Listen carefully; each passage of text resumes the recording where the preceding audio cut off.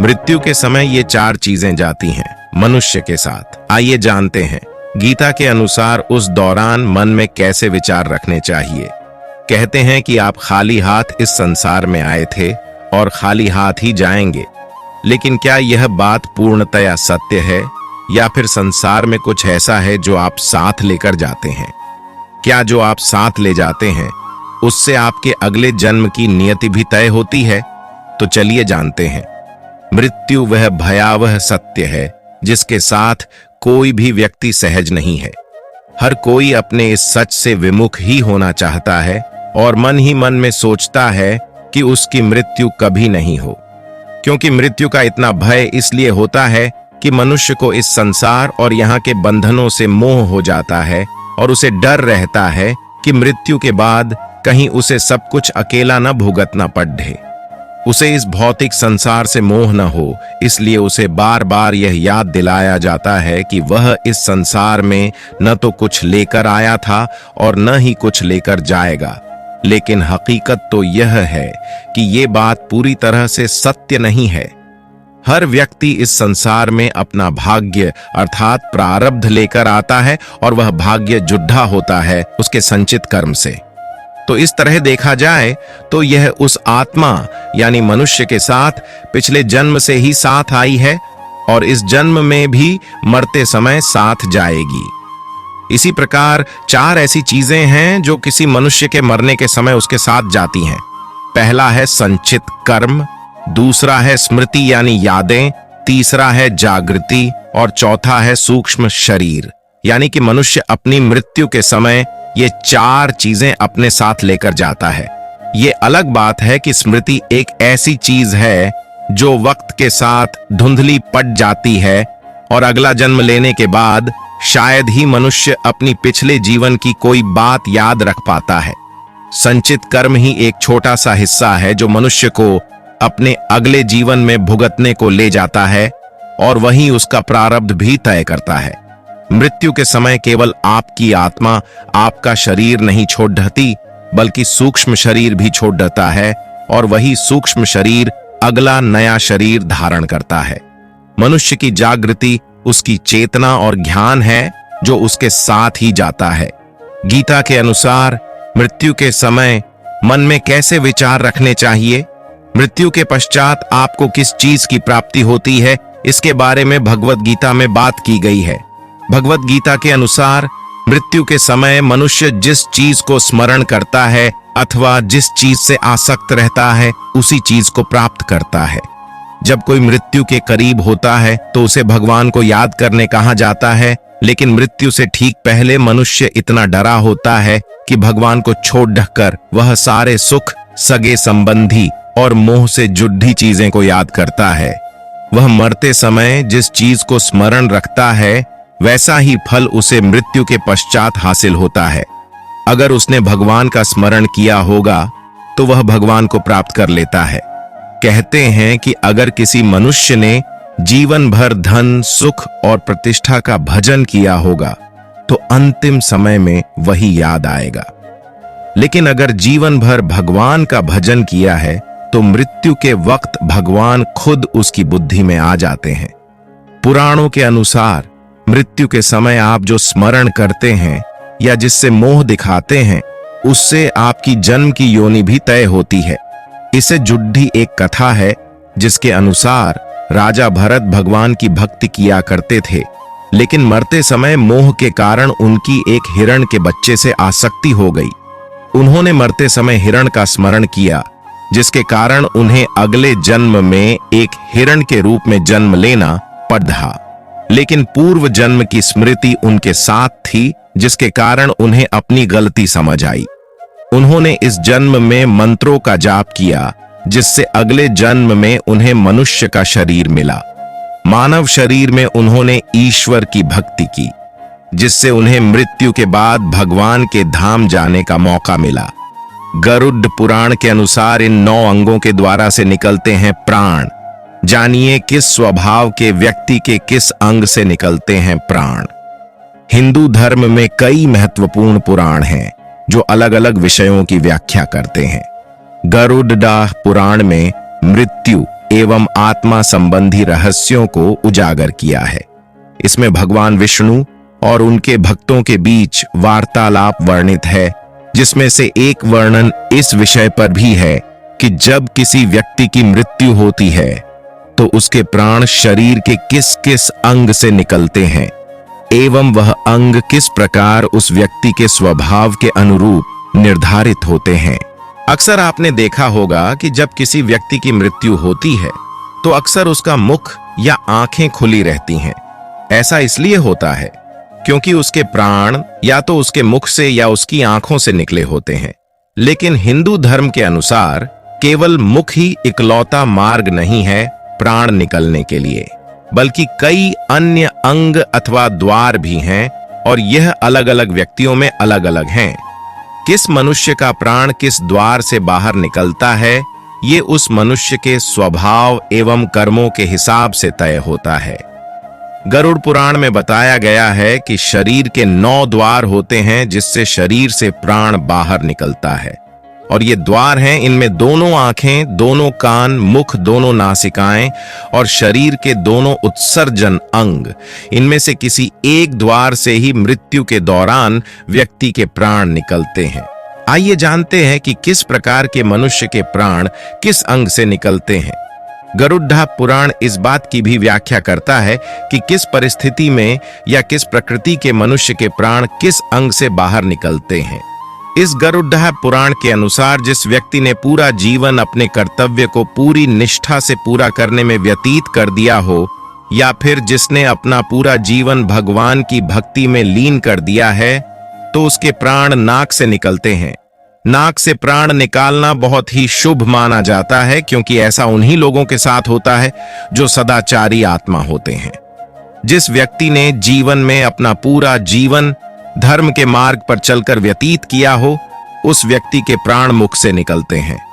ऐसा इसलिए कि मुख से प्राण निकलना भी एक अच्छी आत्मा का संकेत है। आइए जानते हैं कि किस व्यक्ति की मरते वक्त आंखें खुली रहती हैं या उलट जाती हैं। वह व्यक्ति जो जीवन को लेकर मोहग्रस्त हो, जिसे जीने की बहुत अधिक इच्छा हो और जिसे अपने परिवार से बहुत अधिक लगाव होता है, ऐसे व्यक्ति के प्राण आंखों से निकलते हैं और इसलिए आंखें खुली रह जाती हैं। ऐसे लोग अपना प्राण मोहवश त्यागना नहीं चाहते, लेकिन यमराज बलपूर्वक उनके प्राण हरते हैं। बलपूर्वक आंखों से प्राण निकालने के कारण कई बार ऐसे मृतकों की आंखें उलट जाती हैं और पापी व्यक्ति एवं दुराचारी इस तरह त्यागते हैं प्राण।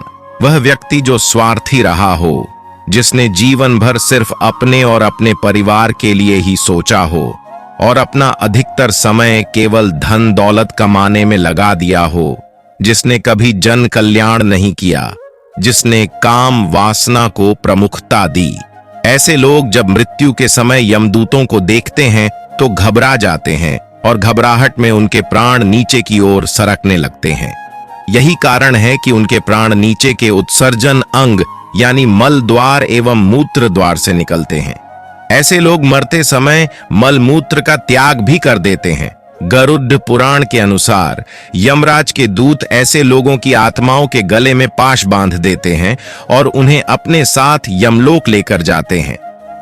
आइए जानते हैं मृत्यु के बाद कैसा होता है आत्मा का सफर। आखिर क्या होता है इस सफर का अंतिम पड़ाव। जानिए क्या कहता है इस विषय पर गरुड़ पुराण।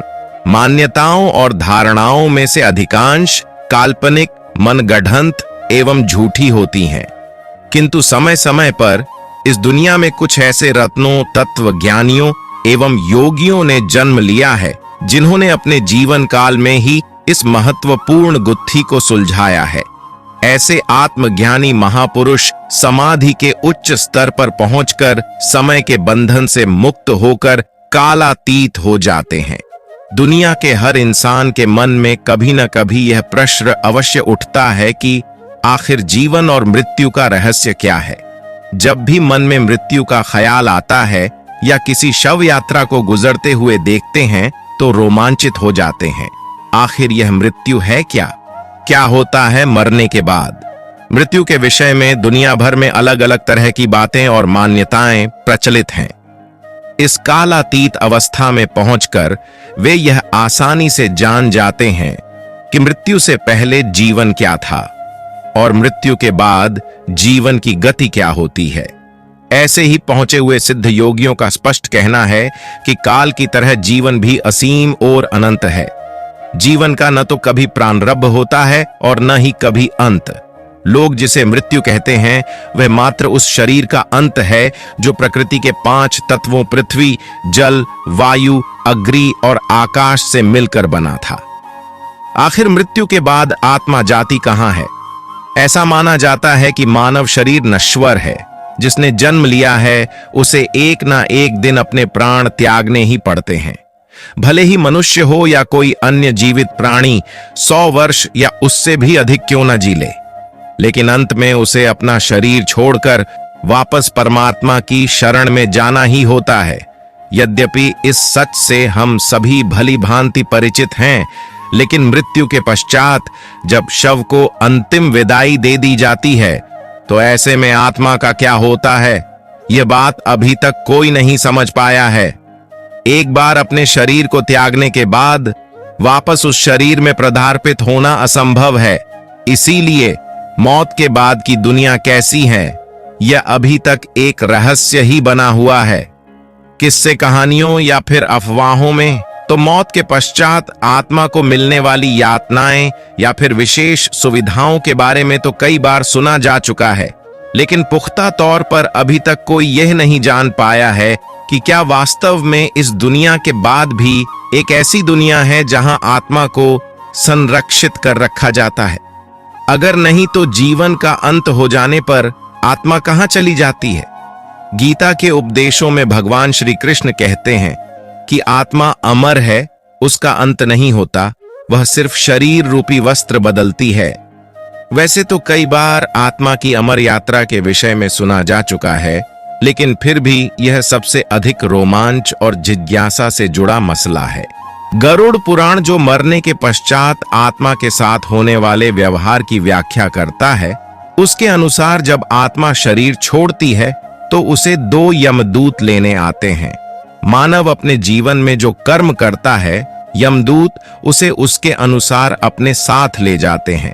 अगर मरने वाला सज्जन है, पुण्य आत्मा है, तो उसके प्राण निकलने में कोई पीड़ा नहीं होती है, लेकिन अगर वो दुराचारी या पापी हो तो उसे पीड़ा सहनी पड़ती है। गरुड़ पुराण में यह उल्लेख भी मिलता है कि मृत्यु के बाद आत्मा को यमदूत केवल 24 घंटों के लिए ही ले जाते हैं और इन 24 घंटों के दौरान आत्मा को दिखाया जाता है कि उसने कितने पाप और कितने पुण्य किए हैं। इसके बाद आत्मा को फिर उसी घर में छोड़ दिया जाता है जहां उसने शरीर का त्याग किया था। इसके बाद 13 दिन के उत्तर कार्यों तक वह वहीं रहती है। 13 दिन बाद वह फिर यमलोक की यात्रा करती है। आइए जानते हैं कि शरीर त्यागने के बाद कहां जाती है आत्मा। पुराणों के अनुसार जब भी कोई मनुष्य मरता है और आत्मा शरीर को त्याग कर यात्रा प्रारंभ करती है तो इस दौरान उसे 3 प्रकार के मार्ग मिलते हैं। उस आत्मा को किस मार्ग पर चलाया जाएगा यह केवल उसके कर्मों पर निर्भर करता है।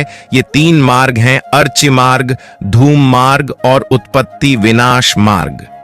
अर्ची मार्ग ब्रह्मलोक और देवलोक की यात्रा के लिए होता है, वहीं धूम मार्ग पितरलोक की यात्रा पर ले जाता है और उत्पत्ति विनाश मार्ग नरक की यात्रा के लिए है। इसलिए कहते हैं कि धर्म और कर्म दोनों करते रहिए। धर्म और आपके जीवन के हर मोड़ पर आगे मिलेगा।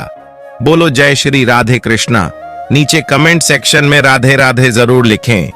और आप हमेशा मोटिवेट रहना चाहते हो तो इस motivational story by DRS channel को जरूर से सब्सक्राइब करें और साथ में घंटी वाला बटन जरूर से दबाएं। भगवान हमेशा आपको अच्छी तरक्की दे। बोलो जय श्री कृष्ण।